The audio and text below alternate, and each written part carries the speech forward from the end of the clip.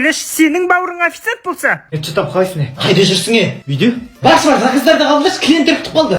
Давай. Біздің ресторанға қош келдіңіздер, заказ бере бердіңіздер. Так, бізге 2 жаркоя. Бітіп қалды. Онда 2 манты. Манты да бітіп қалды. Не бар өстендерде? Әдемілеп жұмыртқа қуырып берем бе екеуіңізге? Салфетка бар ма? Не болды?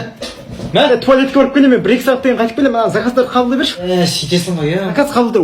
Охой, Бакс, не істеп жүрсің? Кімсің сен? Танымаймын сені. Сен кімсің деген есі? Привет. Мынау кім? Ағызшы. Чатам, қалайсың? Танымаймын.